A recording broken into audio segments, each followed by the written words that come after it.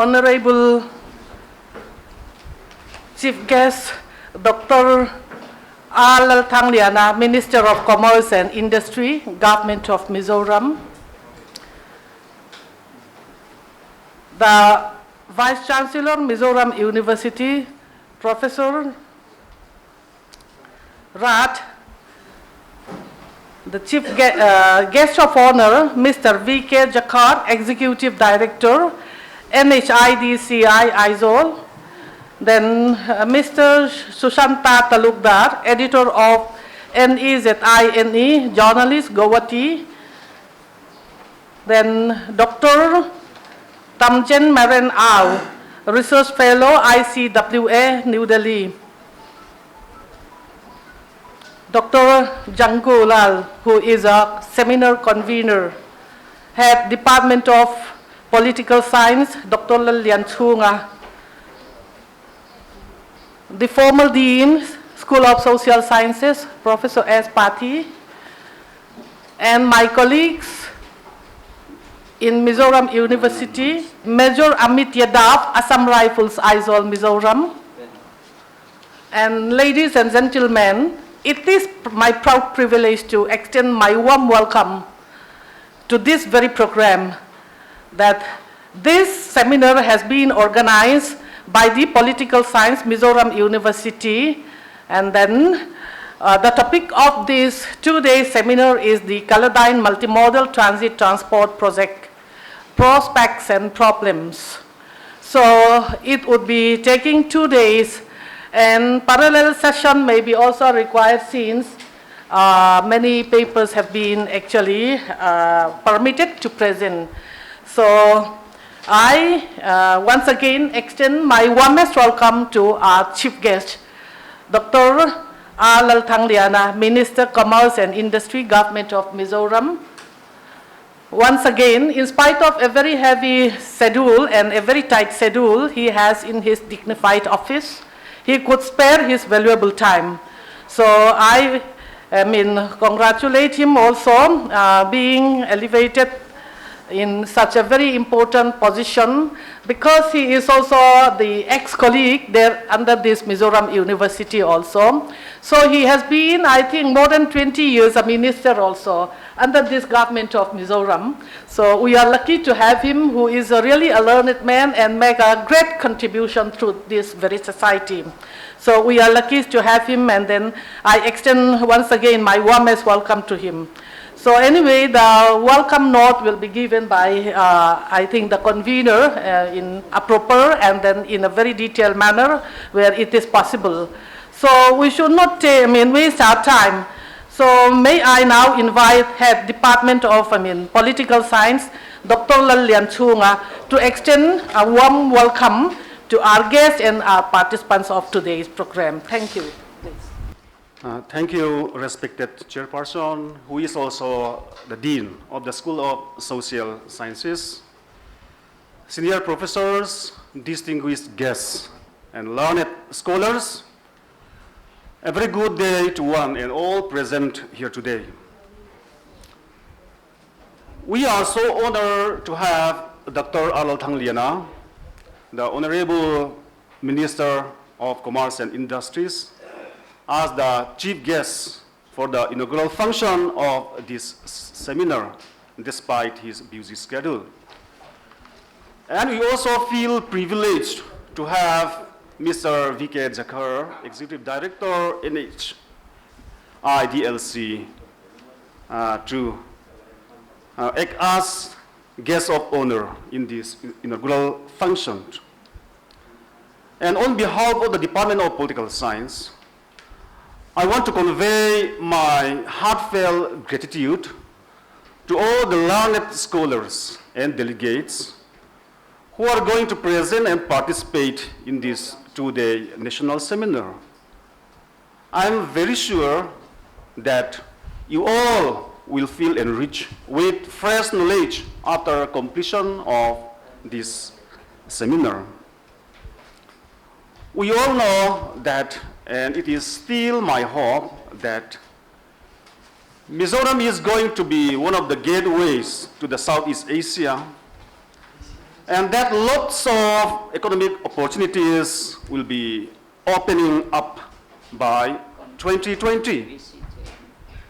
This projection was made in a seminar organized in 2004 in Guwahati.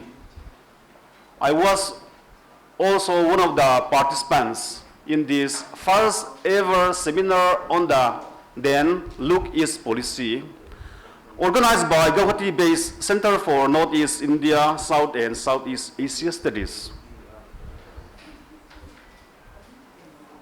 And the projections of the officials and scholars in the year 2004 is not yet realized till to date.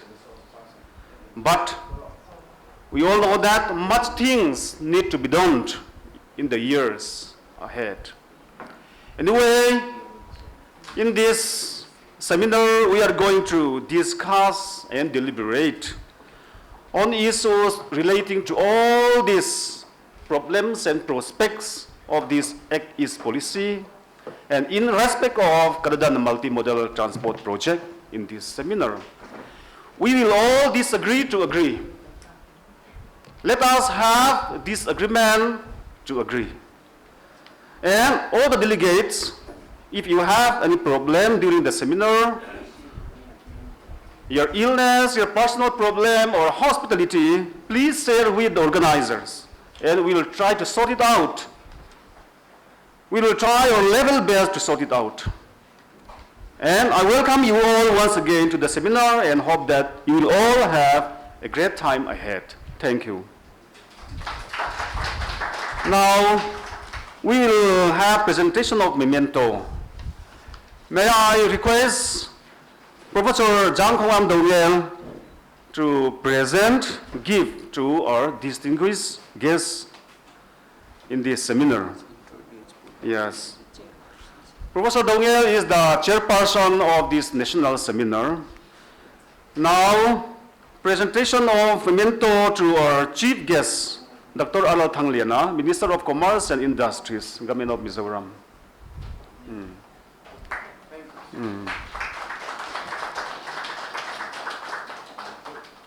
Now, presentation of memento to our respected guest of honor, Mr. V.K. Jakar, Executive Director, NHIDCL Aizawl.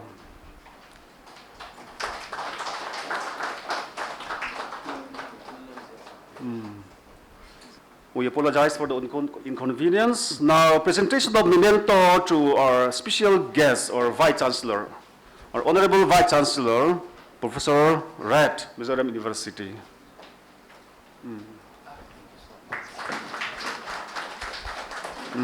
Thank you. Now, presentation of memento to Dr. Temjent.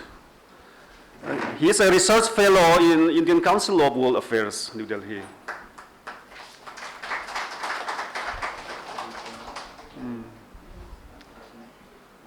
Now, presentation of memento to Mr. Susanta Talukdar. He's journalist. He's an editor of NE Zain, Guwahati-based journalist.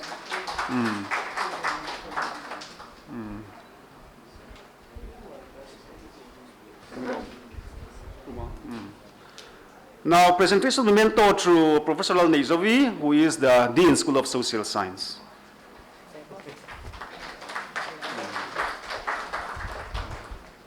Thank you, Professor Dongel. And our Honorable Vice Chancellor, Professor Dr.R Rat has come, and in spite of his busy schedule, he could also make a point to be here with us. Thank you so much, sir. I also extend a warm welcome to you once again.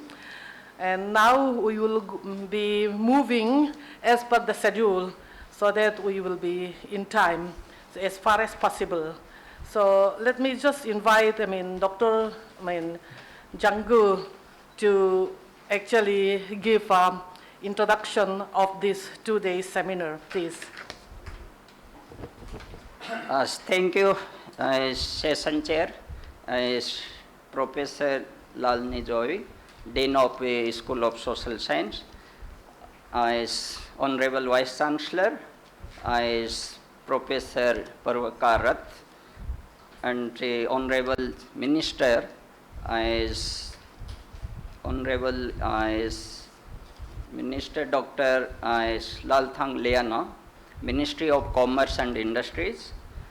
Guest of honor Mr. V.K. Jakhar, Executive Director of NHIDCL, ISO, and also a special invitee and guest is Mr. Sushanta Talukdar. He is a journalist, and Dr. Temjen Maren is a research fellow, ICWA, and welcome of a head of department, Dr. Lalian Chunga, and also welcome all sitting in the hall as professor, senior professor, my colleagues, research scholar, Assam Rifle Major Amit Yadav, as PRO cell, MA students, and other invitees. So this seminar is a theme on is Kaladan Multi-modal Transit Transport Project, prospects and problems. Actually, this seminar is based on my research project that ICSSR funded. So I already prepared the report and the abstract of report of the project sent to the ICSSR. So the project Kaladan Multi-modal, it is a kind of a connecting bridge.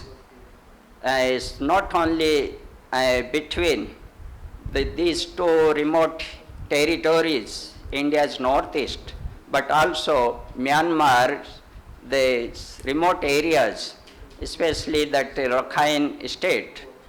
And this project, Kaladan, is foreseen as a kind of a route of the trade and the commerce activities between India's northeast and Southeast Asian countries. The project took already more 15 years since its inauguration, but yet to complete. The project India side, the Mizoram state, as the road, highway already completed, and there is still some patchworks, especially the turning and a couple of tunnels also. And another thing that this project, if we see, schema, please show the project. No? Later you do, no need. Yeah.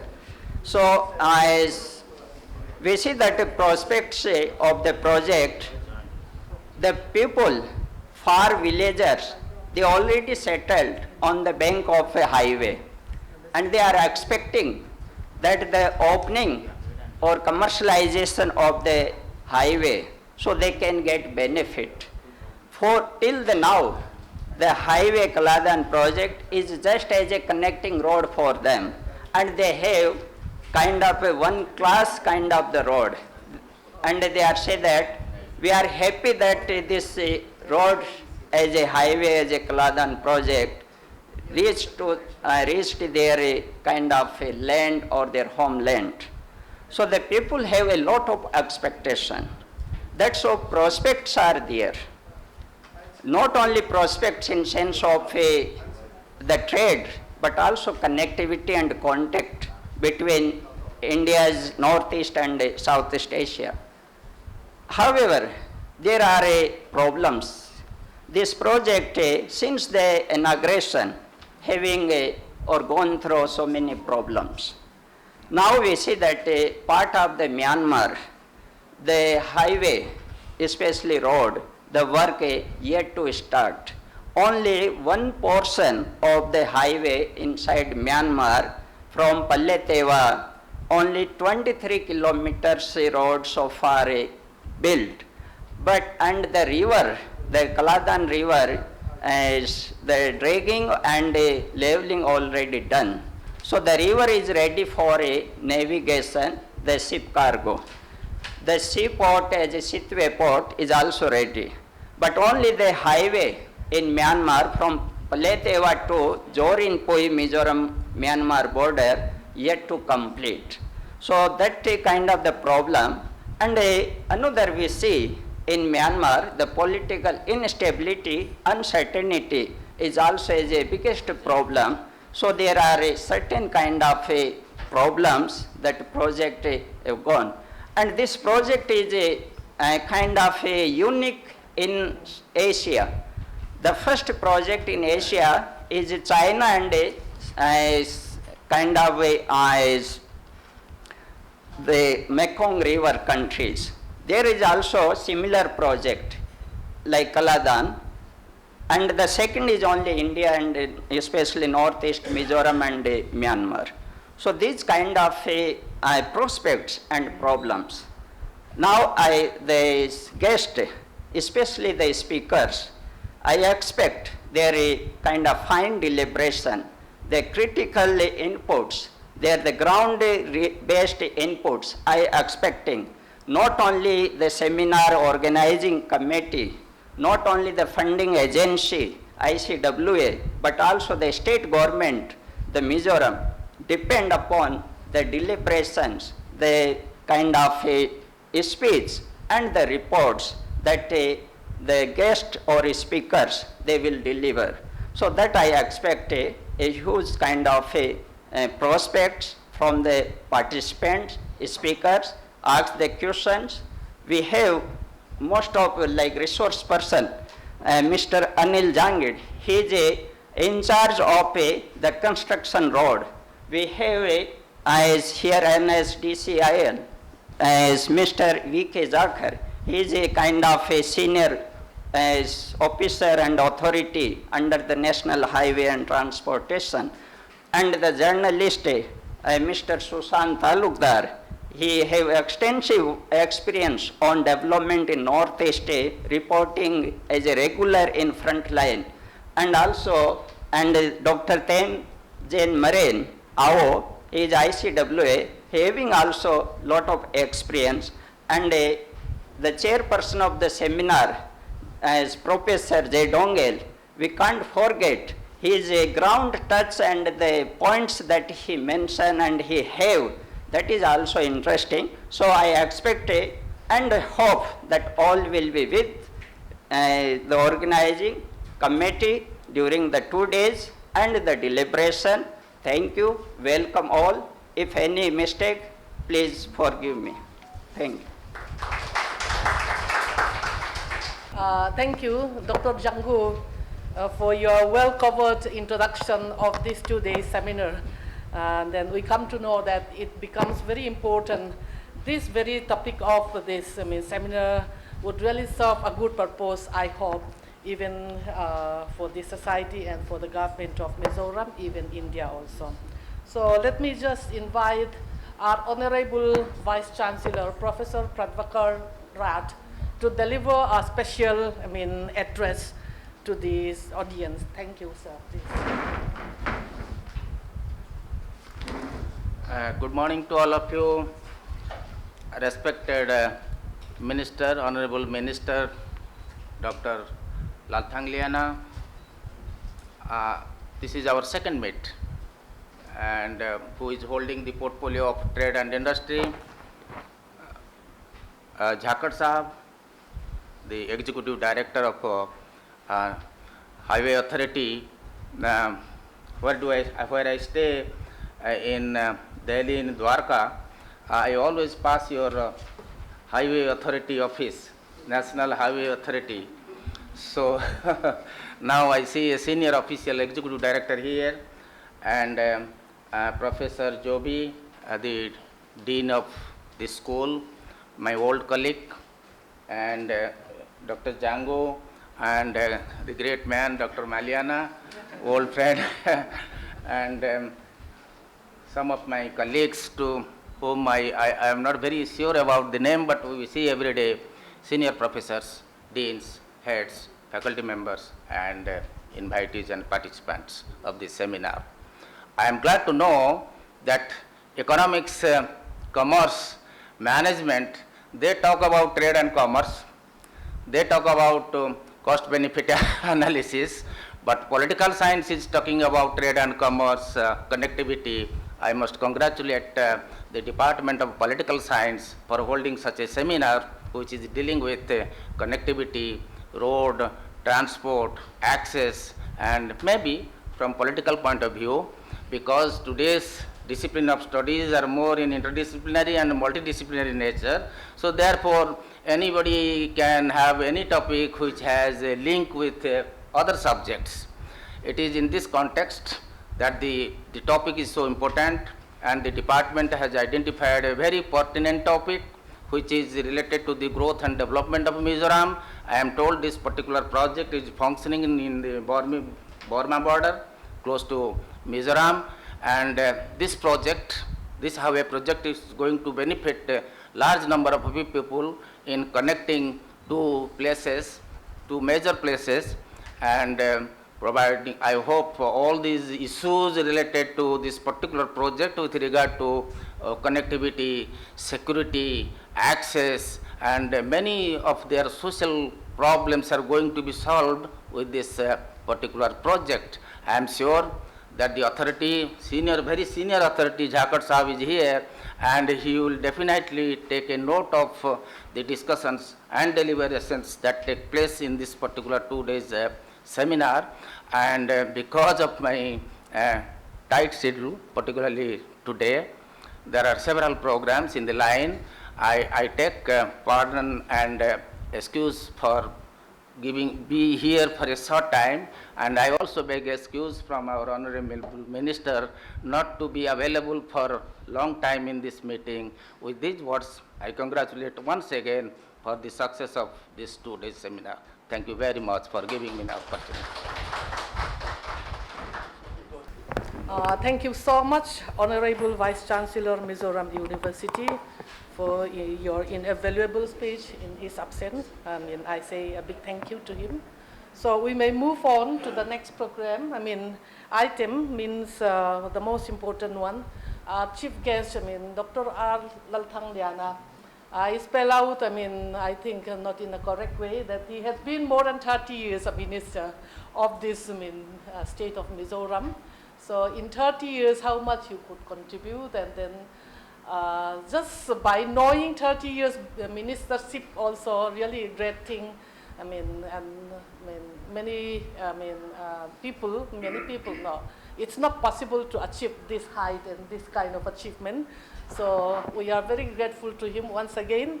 And let me just invite to give chief guest address to this seminar, please.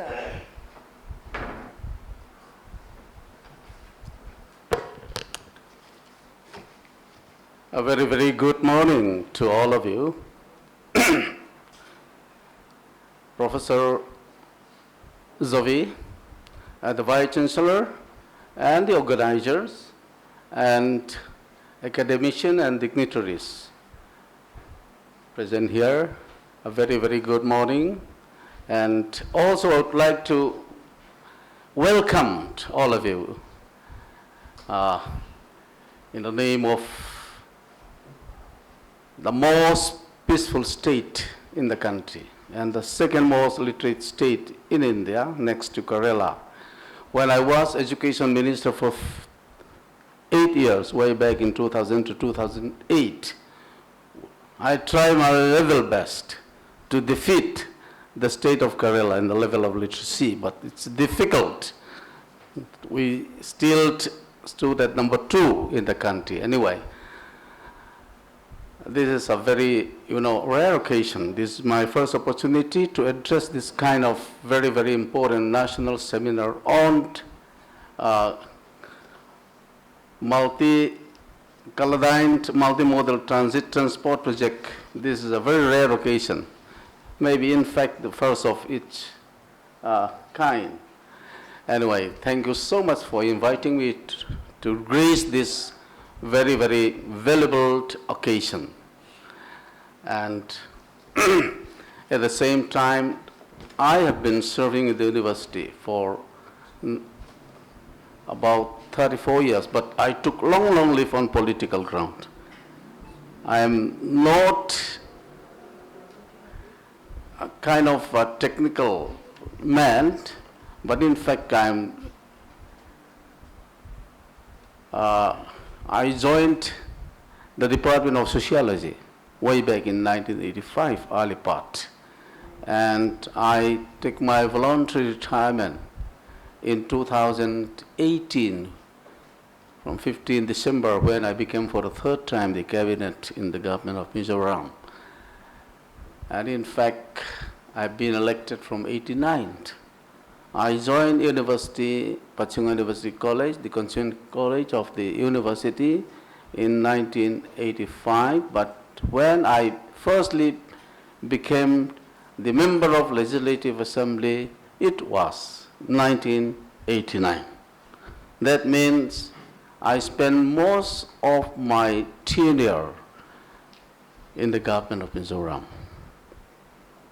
30 years. I'll be completing 30 years as a member of Legislative Assembly. 30 years by the end of next November, okay? So I took long leave on political ground. I took 10 years leave from 1989 till 2008. That was the time when we don't have the Mizoram University of our own. We were under the Northeastern Hill University, in fact. So I took 10 years leave from Nehu, then another 10 years leave from Mizoram University. I may be breaking the records in the country because shifting from one university to the other university may be a rare occasion for a politician. So this is my short, political journey, okay? Anyway, this is, a very important, seminar, and I would like to congratulate the organizer, means the Department of Political Science, Maliana. We call him Maliana. It's a very beautiful name, huh? And Professor Zovi, very popular and academician, and many others. And today we have a new Vice Chancellor. I know him since long time. Anyway, I also have another, program which started at 10:30 today in the same campus. I was not aware of this political science seminar or a national seminar because I have been invited, I think, 1 month ago. So like a minister, we are extremely busy and I have full of engagement, so I committed to attend the next meeting. Anyway, I'll make a shortcut speech today morning, okay? This Kaladan Multi-modal transport project is, a part of the Look East policy. Now it's become a Look Act policy, okay? There is change. Look East. That was earlier, but now it is a Look Act policy. So this project will connect, as we all know, Calcutta port with Myanmar's Sydney port by sea route, which is 539 kilometers. So this port to Paletua inland water transit port, which is 158 kilometers by inland waterways. So Paletu and Zoringpui and Custom Station by road is only 109 kilometers, which is very, it's not very lengthy connectivity. Zoringpui Land Custom Station to Long Klai. That means Long Klai is district headquarters. From there, it's only 90 kilometers. So this project will provide an alternative access route. This is very important to the northeastern region of India, and it will definitely contribute the regional economic development. This is really important.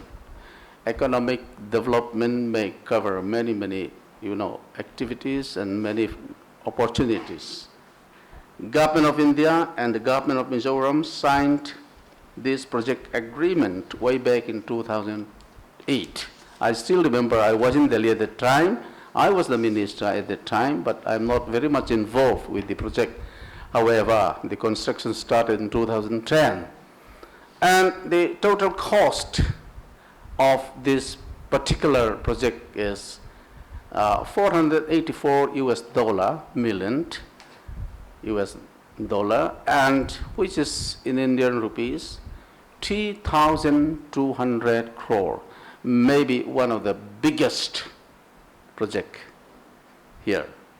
So Mizoram will be the main beneficiaries.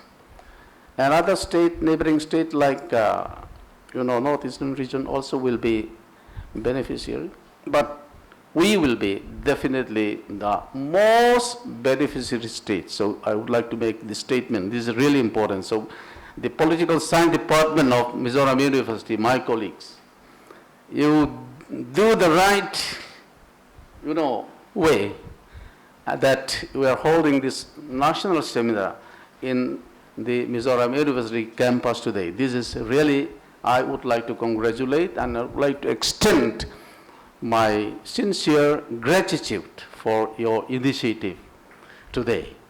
So, we know that Mizoram is, the location of Mizoram is, let's say, is a very strategic location.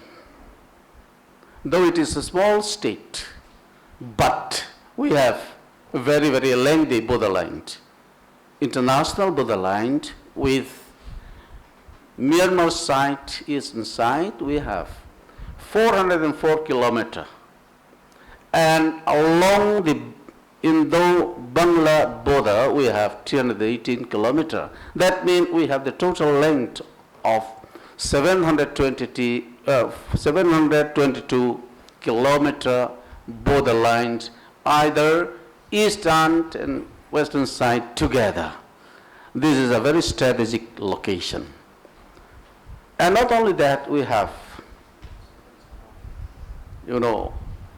borderline with our neighboring state.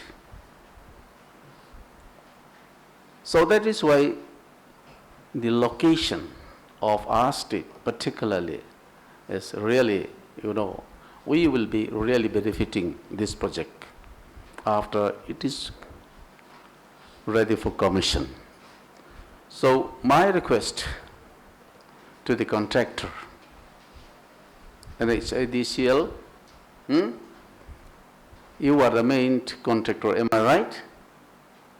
Sir, we are one of the major components. Yeah, major component. Yeah, there are different contractors involved in the construction of works, of course, but please note that this road construction should be speeded up, okay? Yes. Because road construction in the northeastern state like Mizoram take long time, so let us speed it up because we are eagerly waiting for the project to be commissioned. Road connectivity is really important. Unless we commission, we won't be able to start the project. So I would like to make this particular appeal, okay, to the contractor. Though I know that you have so many problems, from the NGOs, okay, from some social activities, activists, but try to speed it up and try to complete this very important project. It's not only the project of Mizoram, but this will be benefited by the northeastern state. Particularly, we will be trading with the forest countries, okay, which is very close by that side.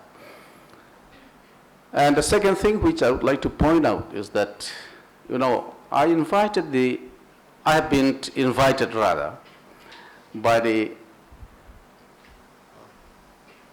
Commerce Ministers of Bangladesh last year, and I responded to his invitation, and I had been to Dhaka. I spent 3 days and 3 nights and accompanied by my officials. What we discuss, I'll point out, I'm not going to point out many trade items which is likely to be coming up, maybe ginger and fruit and like that, and chili. These are subsidiaries. But what the Union Minister of Bangladesh categorically mentioned as they would like to track as an import item, stone. Stoned. We may not have hard stone, but our stones are qualified to use for all purposes. What they said, we are very rich. Lungsu kan ngalom tira. Chi dang ai lo. Chi dang ai lo re kan ngalutuk. I really wonder, they imported rocks, stoned from Bhutan. So instead of that, we can export from the western side, full of rocks. Very easy. They don't have rocks, stone for construction of building, for construction of the road. So this is very easy. Instead of agricultural crops and horticultural crops, we can make use of this. And I invited him to come to Mizoram, and I am really happy that he came with a big team. One is a very high official from the Prime Minister of Bangladesh office, and one high commissioner from Bangladesh Embassy of Delhi, and accompanied by 8 officials. And we had a good time here. That was in the last week of April this year. I took him to, integrated checkpost proposed place that is called Korpuichua, which is not very far from Lunglei. It's only 80 kilometers. It will be connected by the 4-lane road very soon.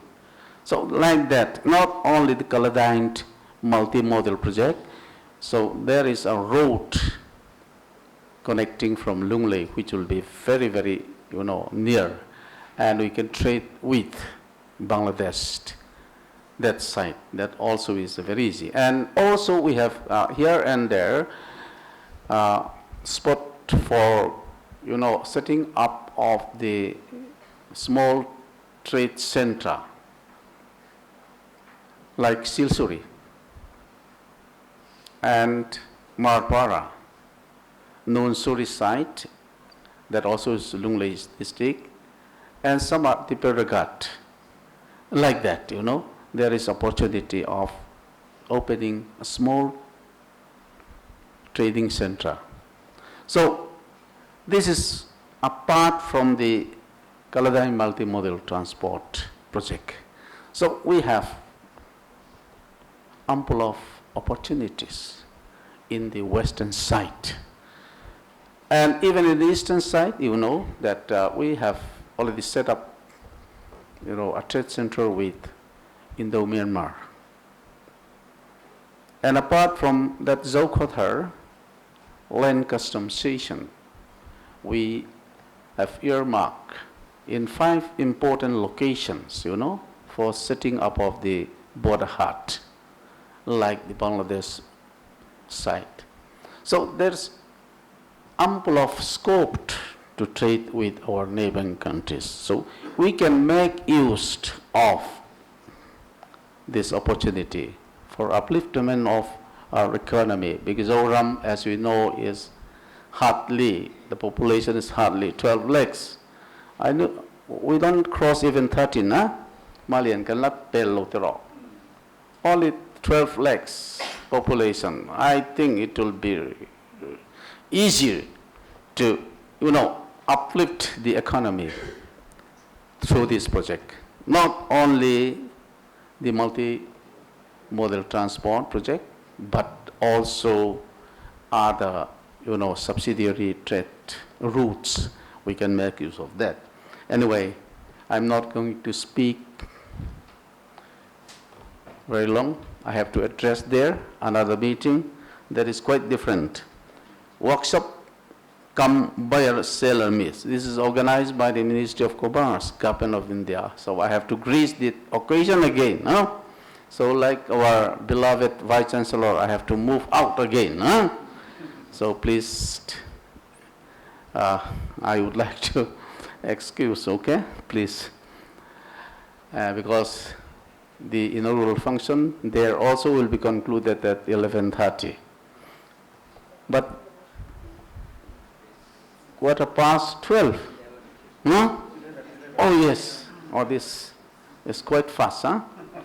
Anyway, thank you so much for inviting me to address this gathering. And I hope that the national seminar of this kind will be benefited and it will create, the economic channel in the civil society. And this is the need of the hour of the northeastern region, particularly for Mizoram. This will boost the economy of the state. Thank you so much. Thank you. Thank you so much, Honorable Chief Guest, Dr. Lalthangliana, and then for your actually well-versed, I think, knowledge on this very subject also, and a very befitting, Chief Guest speech, and then to us. Then I would like to just give my chairman's remark. Well, our Honorable Minister is here with us because he is ready to move out also. So that's why I would like to give, and then during his period, in the previous time, that he was trying to bring up, Mizoram as a first, literate and most literate state. But it was not possible. We are in the third position. The reason was that the Longtai district could not make it, and because of women's low literacy. After commissioning this, Yeah. even the literacy percent of Longtai district, the district pulling down the literacy percent in the state will be coming up. Yeah, that too also That due also to, will contribute, huh? yeah, that too also due to women low literacy rate. So what I mean to say is that this has also to be focused always. Those who are living in the border areas, they are in need, especially women and children's welfare, and then development policy is to be stressed by even the government of Mizoram, even government of India also. That is what I want to share, because India is having Look East policy, but how much that Look East policy has been implemented, then again, Act East policy has been in place. But so things are moving slowly. But political backup, political will, a strong political will is always very, very important from the central government as well as from the state government. So this has to be, I think, remembered by our honorable chief guest also. That's why I just take this undue opportunity. Yeah. The organizer team would like to have a group photo with the chief guest. Yeah, for the records and all. Yeah, please.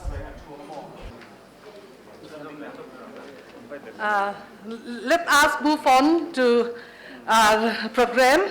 Then let me just invite our honorable guest of honor, Mr. V.K. Jakar, Executive Director, NHIDCI, Aizawl. Please, sir. Respected Dean, other professionals, and all dignitaries sitting in dais and in the hall, dear students. First of all, I am very thankful to the political department, Mizoram University, they have given me a big opportunity, because in our life we have studied in the university, in the school, so I feel very proud whenever I have any opportunity to attend any institutions, whether it is engineering college or schools or university. So I'm very thankful, and I'm giving my heartiest well wishes to the department that they have selected a very important project, this seminar on a very important topic, which is not important not only for this state, Mizoram state, not for Northeast state, but it's very important for all the country, because after the completion of this project, our country will connect with all Eastern Asias through these routes. So I'll not take more time. So I'll give you assurance that as a director NHIDCL, we have the responsibility to create this road up to Longtalai. From Longtalai to multimodal road is with state PWD under the ministry also. And from Aizawl to Longtalai and thereafter up to Tuipang, the road is with us. We are also making 4-lane project from Silchar to Aizawl in continuous with these projects. And few days back, our Honorable Minister has also announced one new project in continuous of this multimodal project from Longmasu to Joranpui, which ultimately connects the Port Authority at Longmasu also. So tender has already been called as per announcement of Honorable Minister RTH Government of India, and whatever conclusion will come out after discussion of this seminar, I assure you that we will strictly follow, and we will gain the opportunity from this seminar. So I am very thankful to all the department. Thank you very much.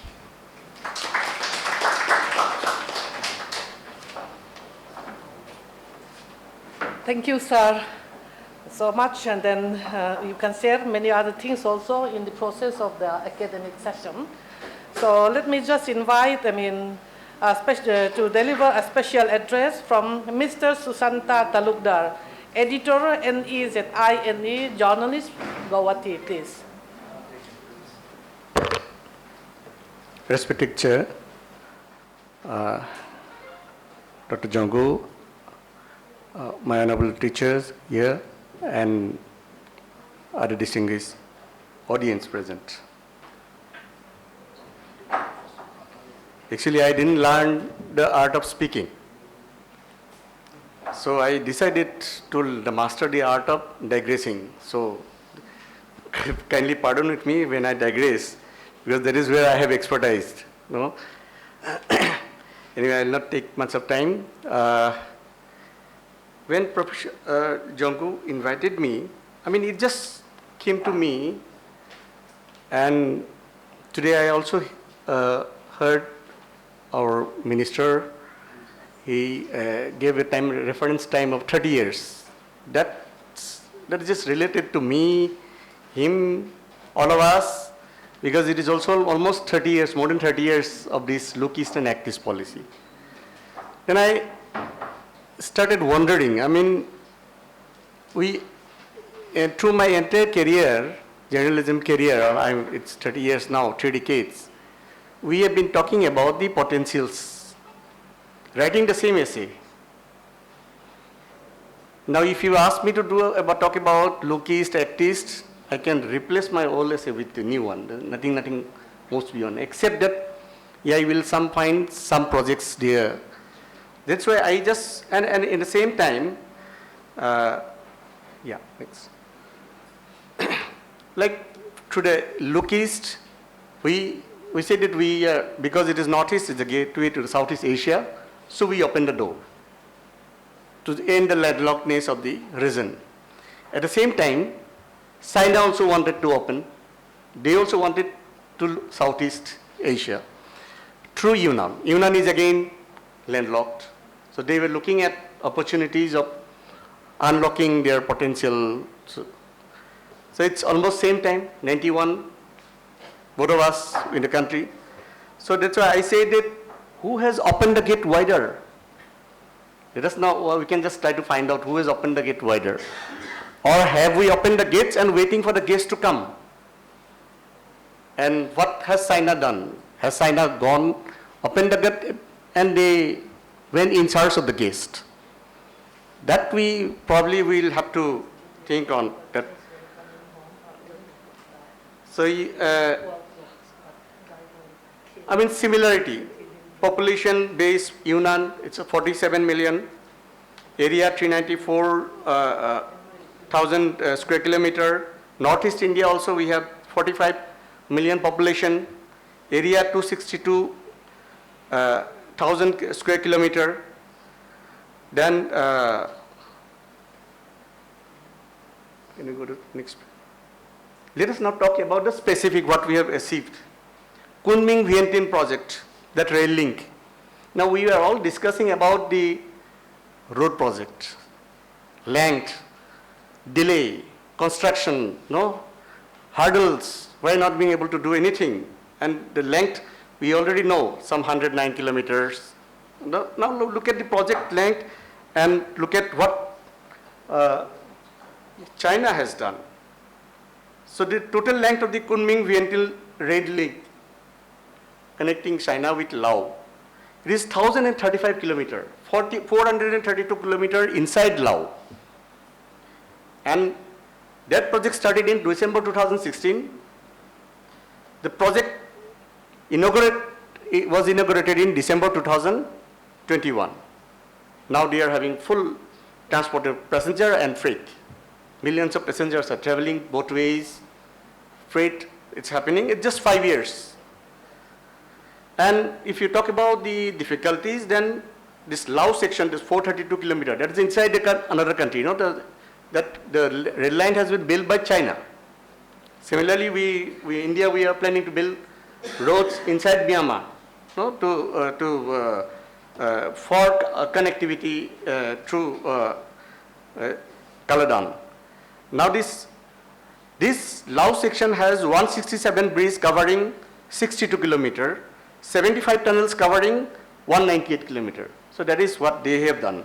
Now let us look at what we have done in our, look at the Kaladan project milestones.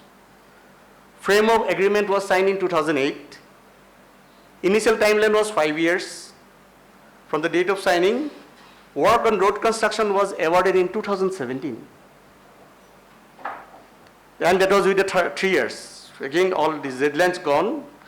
Waterways component, 158 kilometer Kaladan, that Professor has already explained that Seatway port has been built, waterway is ready, that's fine. But look at the timeline, the project, no? And the road component, 109 kilometer, we all have come to know the progress, whatever is happening now. And you must have been during as a research part of your papers, producing papers, you have already gone into detail of this. Waterways component done. Then physical progress of road component as on January 31st, it was 4% officially at the parliament was informed. So this project that was conceived in 2008 and the road component of the project is completion is 4%. When we are talking about the railway project between China and Laos, that's a 1,035 kilometer long project. No? We just have to reimagine the scale. I mean, are we really talking about the opportunities, or are we using opportunities to create political rhetoric dialogue to play to the internal audience, internal gallery? Rightly said. Yeah. Thank you, sir. Yeah. Then I just compare that Kunming-Vientiane project, that is 1,035 kilometer. Now let us look at what we have done. Yeah, please. This Agartala-Akhaurar rail link, it's just 15 kilometers. And we all know about our relation with Bangladesh, friendly relations. Ever since Hasina government came, no? And this total length of 15 kilometers, the project was initiated in 2010. It was included in budget, Union budget 2012 and 13 for the financial year, with an anticipated cost of 252 crore. The MOU was signed in 2013. 10 crore was spent up to March. Foundation stone was laid in July 2016. No? Project status ongoing, new target date March 2023. So we have to, perhaps we take, we enjoy more talking about the problems and the proposals than actually doing work. No? So all these years we have been doing it. Just now look at this. Yeah. The cost and time escalation, finally who pays? Kaladan project original cost in 2010 was rupees 536 crore. In 2022, the cost has, we have already been informed, 3,200 crores. Then similarly, Agartala-Akhara rail link project, 15-kilometer project, 252 crores. I know we have to be aware of the diplomatic hurdles, diplomatic issues that come into play. We cannot blame the agencies because these international projects will always depend upon how the countries decide about remove the hurdles in implementation of the projects. No? But then in this Akhara rail link project, now it has gone to 968 crore. So for building, the project, when time goes up, the project cost goes up. So who pays ultimately for this project's escalation? They will probably say, no, you don't have money, we will take loan from the IMF, World Bank, ADB. Now who pays the interest? It's the taxpayer. So when we are looking at opportunities to come to us because of this Look East and Act East policy, because of the project initiated, because of the connectivity project that initiated. So we are also funding this project. But are our money utilized properly? So that is where we have to look at. Yeah, can you please go for the answer? Then I already talked about this degree of difficulty. Often this comes into our discourse. Rainy season, monsoon, hills, that it's everywhere. That is the normal explanation that we get. And what about Yunnan? Yunnan has 94% of province area that makes highlands and mountains, that makes 94%. And in Northeast India, it is 73%. So the rest is 27% is valley. And average altitude of Yunnan is 2,000 meters above the sea. So when I visited Kunming in 2011, I got an opportunity to cover the 9th forum of the BCIM, Bangladesh, China, India, Myanmar. No?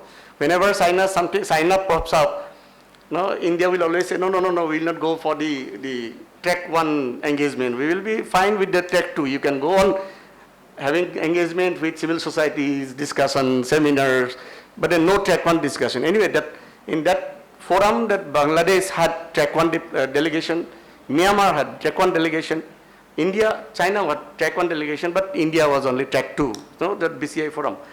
That forum, when we visited Yunnan, that was in 2011, and the metro train, Yunnan, Kunming has an altitude of more than 7,000 feet altitude. They initiated the metro rail work in 2009, sorry, I went there in 2009. And in 4 years they have completed, now it is a regular service there. So are we looking at only us, looking at past governments, looking at our past projects to compare our skills and capabilities when we discuss about the policies and the projects? Are we also looking at the capabilities of the neighbors? Yeah, can you go to this? Now, looking at this Kaladan project, or as a whole, the Look East and Act East policy, what actually we are trying to achieve, and what is our, so when this question came up, Manishankar IR he asked a question in Rajya Sabha in 2010. Yeah, 2010. He asked if the Kaladan project has slowed down after Bangladesh has agreed to give us the transit facilities. Kaladan project was pushed by India when there was, not so friendly government in Bangladesh. And then India wanted a bypass. Now that you are having the transit facility, waterway connectivity with Bangladesh, is it also slowing down the project that you asked in the parliament, that the government denied? That was in 2010.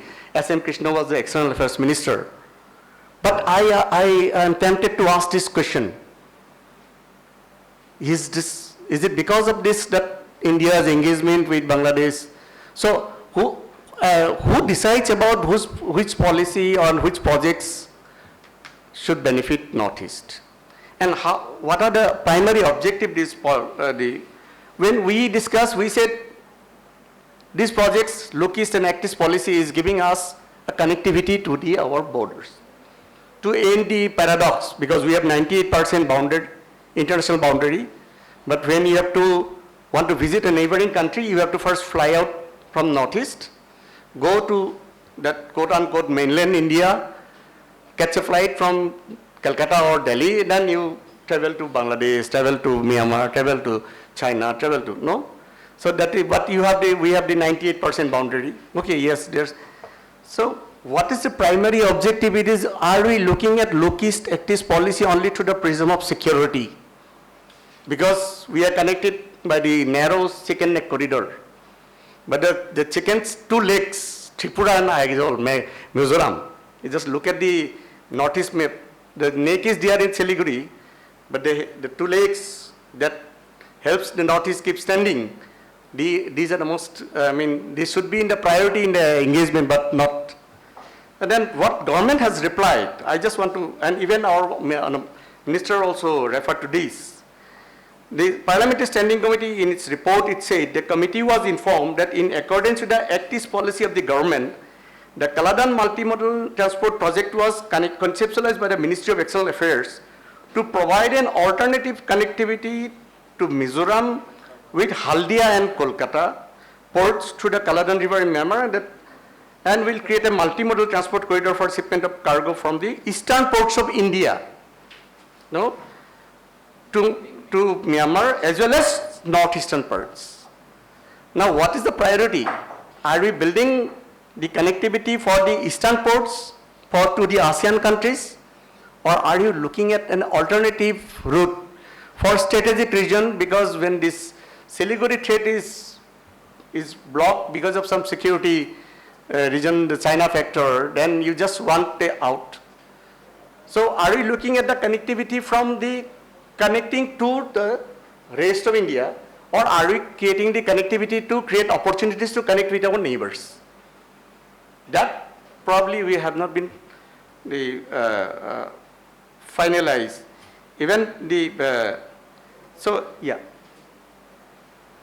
that was in 2020. So in 2022 also, again the Parliamentary Standing Committee report on Home Affairs, it's important to look at the policy prescription of the government, what actually government needs to do. It again says the committee was apprised by the ministry that this project is a strategic connectivity project to connect the eastern ports of India with Myanmar.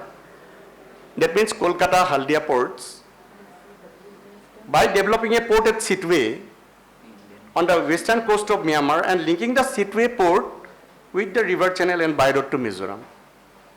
So when China constructed that railway line, they gave a connectivity to Yunnan to Laos. They are not looking at the connectivity to connect with the rest of the China. In the long run, maybe, yeah, that will be there. But when we are constructing the connectivity, we are doing the roads, the waterway connectivity, are you only connecting, finding an alternative route to Northeast? So that our imagination is restrained by the connectivity perception that this connectivity is only for the rest of India.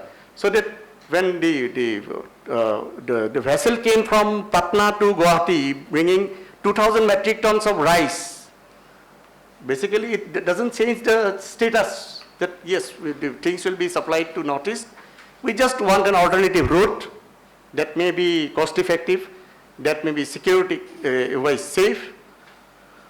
So that's why I think we need to relook at the policy, and then from the Northeast perspective, I mean, whether the Look East Act East policy really talks about the connecting Northeast with the rest of the ASEAN countries, or it is just a policy to connect the other parts, developed parts of India with the ASEAN countries. And also, there is a time you see the ministers, the statement before the Parliamentary Standing Committee as an official statement. The connectivity is from eastern ports to the Myanmar port, Sitwe port, and also to connect to Mizoram. Yes, we certainly appreciate that when the project comes up, that it is going to benefit us. But when we are talking about that Northeast is central to the Act East policy, Northeast central to the Look East policy, we talk about the potential, no? The prospects, then probably it is time that we look at projects, policies that really opens up the connectivity with the ASEAN countries. When we are going to have the direct connectivity with them. We would love to have good connectivity with rest of India. That is always, because it's part of India, every corner we should be connected. But in trade and commerce, it is with the next door neighbor. We cannot produce goods and market there in the Mumbai, Delhi and all. So I think that probably we look at, and that's why when this project of policy is being discussed by the Department of the Economics, Commerce, they probably looked at the potential of the projects and all. But then when Political Science Department picks up this the issue, I think they probably will look at the policy deficiencies where we need to. I think it is time to relook at this policy purely from the perspective of Northeast. Thank you.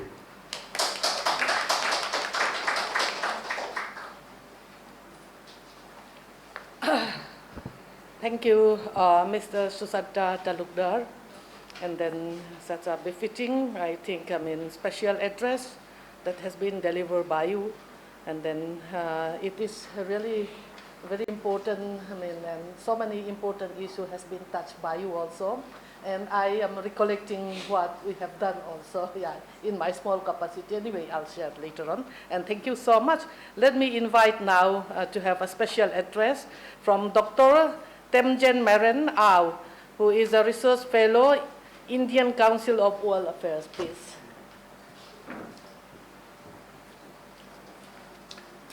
A very good morning. On behalf of the Indian Council of World Affairs, it gives me great pleasure to be here in this august gathering of scholars, academicians, and practitioners. The Indian Council of World Affairs was declared an institution of national importance by an Act of Parliament in 2001. And the Council is engaged in building an Indian perspective on international relations. It works being one of the oldest think tank in India, at least in terms of foreign policy. It was established in 1943. It conducts in-depth research through its in-house research faculties. It has regular dialogue with its national and international MOU partners. It also organizes a number of conferences, seminars on relevant issues, as well as it engages with eminent scholars as well as practitioners, as well as it conducts a robust publication of books, periodicals, journals, peer reviews, etc. As part of our outreach program, the Indian Council of World Affairs is glad to be associated with today's national seminar, which is on a very important subject, and being organized by the Department of Political Science, Mizoram University. Just to digress a bit, this year we are also celebrating 75 years of India's independence, which also implies that we're also celebrating 75 years of India's foreign policy. And while we are a young country, we are also a very old civilization. And India's foreign policy over the years has evolved as a consequence of the age-old wisdom as well as the new realities that continues to shape and formulate India's foreign relations as well as its policies. Following India's independence, its strategic outlook was shaped by the emergence of the Cold War. This led to our foreign policy, which was built on three perspectives. One was on non-alignment in the international arena. Second, preservation of autonomy in domestic affairs. And third, solidarity with developing countries, especially those that had just achieved their independence from colonial power. With regards to Southeast Asia, even though our relation dates back to antiquity, our diplomatic relation is very recent, as it was established only after India's independence.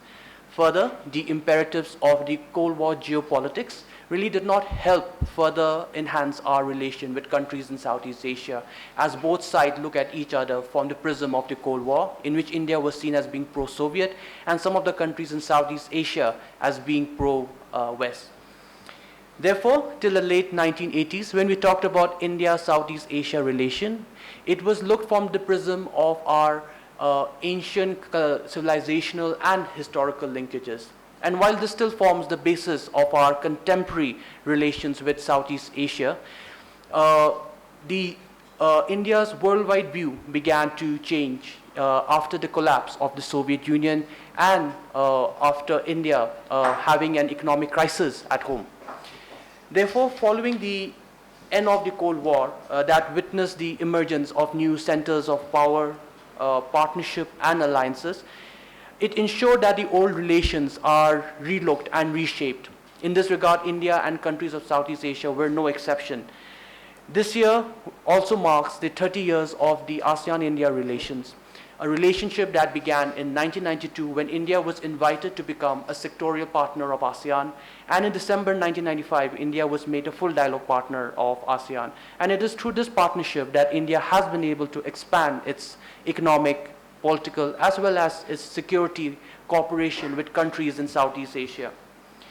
In the post-Cold War, therefore, era, India-Southeast Asia relation can be first redrawn through the Look East policy, which really helped build our economic relation with countries in Southeast Asia.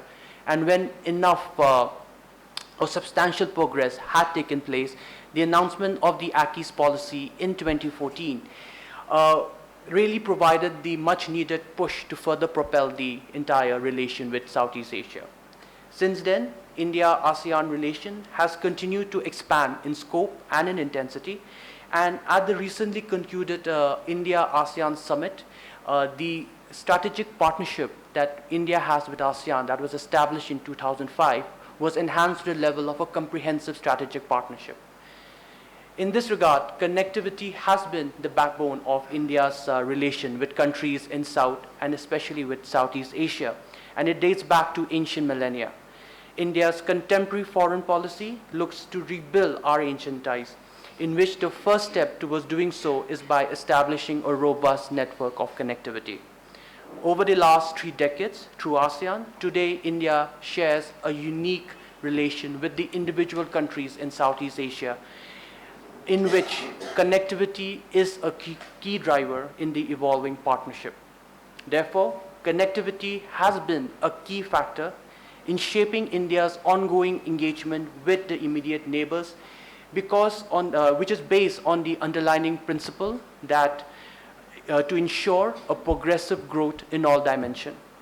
In this regard, the Kaladan Multi-modal transport project is one of the major connectivity agenda, and it is a part of India's larger outreach to the region, while also having a significant domestic implication as a catalyst for development and growth for India's northeast region.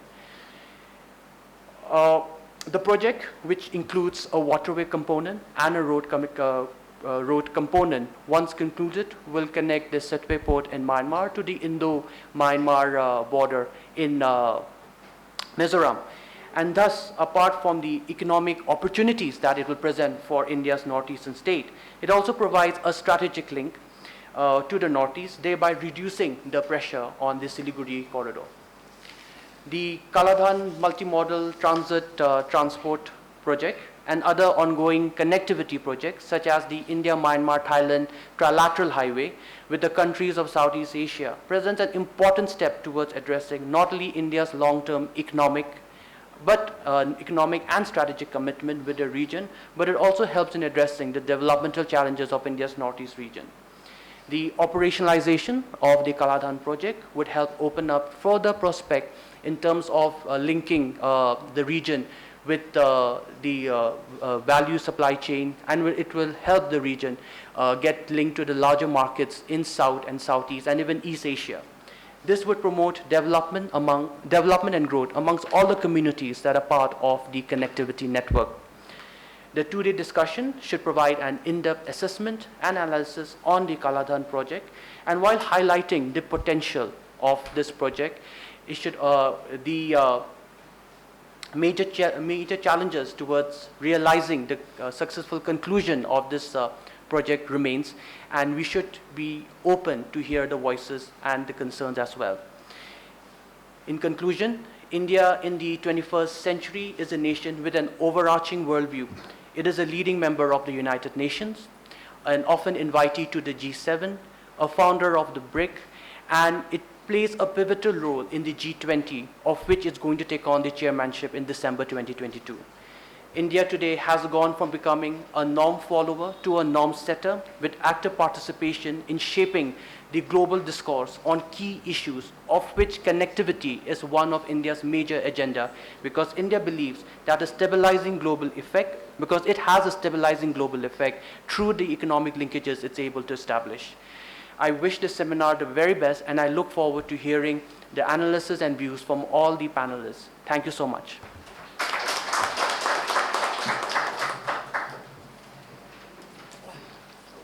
Thank you so much, Mr. Rao. And then we are lucky to have you also in our midst. And then it's really good to know you also, that you are serving such a very good purpose, the government of India. Then you are from, I think, Northeast also, no? If I'm not wrong, and then it comes from out, no? That's the reason. So it's now we are coming to an end. It's a chairman's mark. I have done my half part already. I'm not going to give now. It has been, I think, a long time since from the beginning. We could not start in time, and then since our chief guest could not arrive in time. That is also another reason. Then our, Honorable Vice Chancellor could also not come in time. The reason is that he had a very tight schedule. He didn't want to miss, this very important function. So this is how it moved on. Anyway, thank you so much for, all the participants also, and the organizer. Then once again, since our editor here, who is a journalist also with us, Mr. Susanta Talukdar, you had mentioned about Manish Sankar Iyer. I was very much involved during his period, and then as one of the enriched committee member of the Vision 2020 Northeastern region. So it was in 2008, the government of India to this donor, Ministry of Donor, that we are appointed as one of the member under Sanjoy Hazarika chairman. So it was actually started by the National Institute of Finance Agency, something like that. And just to make a kind of a scapegoat, something like that, they have appointed a local people to be a committee, what is called an enriched committee of the Vision 2020 of Northeastern region. It was in 2008, and finally that vision document was actually completed. Then it was released by the then Prime Minister Dr. Manmohan Singh, that we are invited, and I was acting for the first time and maybe the last as a VIP also at the government of India level. So it was done why I have mentioned all these things, that the government of India had really spent a good amount of money. But how far this vision document has been actually implemented also, you know how the situation in the Northeast also, and then if we are going to materialize all these things also, and there has to be resolution of all these administrative issues and challenges also, you know. Then infrastructure development, connectivity are also there, no? That, I mean, each capital of the northeastern states should be connected with a 4-lane, something like that. But how many 4 lanes we have within the state of Mizoram, you know? And then nobody can tell here we have 4 lanes in this Mapuya Drama Club chain and so because of the landslide only. That, I mean, people are crossing this side and this side and this side like that. That is, I think, 10 meters, I mean, long only. So that much only we have. What I mean to say is that if the government is having really a political backup and a strong political will, things are possible also. That we should also solve the problem of this, I mean, the Northeast also, like imposing of the ASPA also. Special Armed Forces Powers Act is also there. No? That has also to be lifted, you know. So like that, and then I have so many things to share with you also. Then it was under Sanjoy Hazarika, I mean, Patricia Mukim was also one of the members, and yeah, Professor Lama, who was then former minister, I mean, Vice Chancellor of this thing. Then Dr. Madan, I mean, Padap, then SN Professor Misra. So I know, I remember.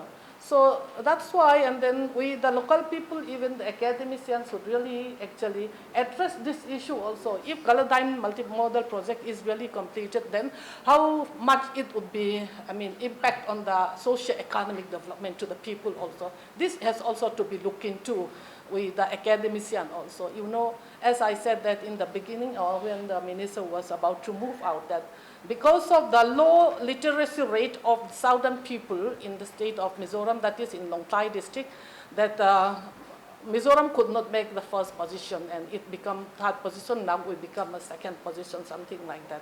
So we have to see the welfare and what kind of, I mean, socio-economic development policies should be planned for the southern people also, so that we can benefit out of all these projects and development that is to be taken place also.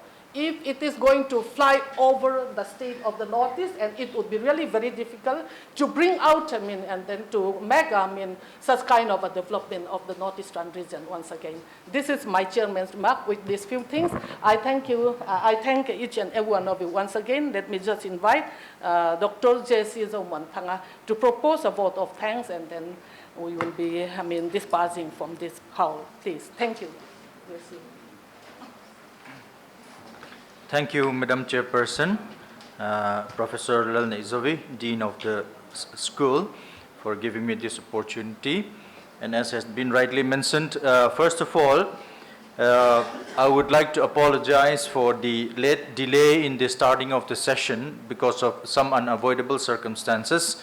As we all know that because of the traffic issues in the city, our distinguished guests could not arrive on time. So we really apologize for the inconveniences, first of all. And to give my thanks, first of all, I would like to give my thanks and gratitude to our God Almighty for giving us this wonderful opportunity and time and the health to have this kind of session in this August session. And I would like to extend my gratitude to our chairperson, Professor Lalthangliana, who has done a wonderful job in chairing this session. And I would like to also extend my heartfelt gratitude and thanks to the, our colleague, Dr. Suwalal Jangu, and his team for organizing this seminar, and the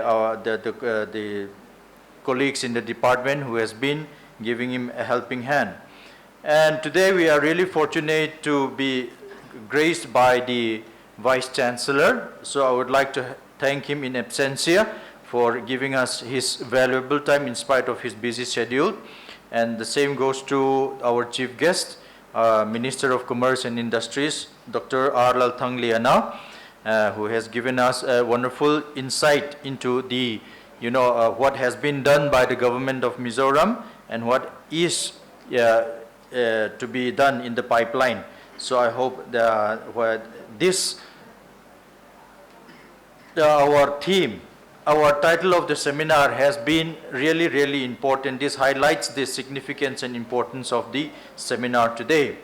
And thirdly, I would also like to thank our guest of honor, Mr. V.K. Jakar, the Executive Director of the NHIDCL, who has been able to give his valuable time and speak to us about his intention and his conviction for the success of the completion of the project that has been handed out in his department.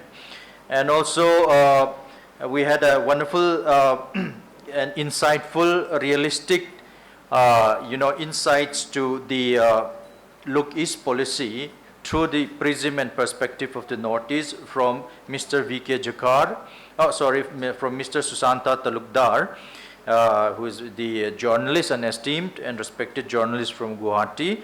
I extend my heartfelt gratitude to such a realistic insight into the real nature of the Look East policy. And if I may, just a few lines add on his comments, is that I have been a student of Act East policy, and this has been my PhD thesis as well. And from my finding, I will be discussing in my paper tomorrow also, is that I don't claim this Look East policy a kind of a success in the Northeast. Of course, there has been a policy and a hype, I should say, but the real success of the Look East policy goes to the eastern ports of India. If we looked at the success, because as Dr. R has rightly pointed out, the success of India's Look East policy has been connectivity to the Asian countries, Southeast Asian countries. But where does this success go? It goes in the Indo-Pacific region, the Malabar coast. So why is the Act East such a grand success in the Indian foreign policy? Is that because the Indo-Pacific region, which is a hub where almost all the commercial route to the entire Indo-Pacific countries goes, so there has been a focus on that. So if we looked at the eastern coast of India, especially in the Indian Oceans, that's where the success of India's Look East policy goes. So we can say, of course, I can go much detail, but the thing is, this is not the time to go into detail. So that has been, in my mind, just to broaden our horizon on Mr. Susanta Talukdar's presentation. And also I'd like to thank Dr. R, who has come all the way from Delhi for his wonderful presentation, how the ICWA had been a helping hand in the success and organizing of this seminar. So with that, I would like to thank all the participants, our eminent scholars who have been present with us, yes, our friends from Assam Rifles, and our colleague, then from the department and the schools as well. Thank you everyone for being here and giving us who contributed to the success of this seminar. Thank you so much. Yeah. Thank you. Now we are concluding the first session inaugural, and the next session we have the first floor, the seminar hall, second. We have lunch, kind of tea break, a couple of minutes. Then we will meet the first hall, first floor there. So thank you all for your presence. Yeah.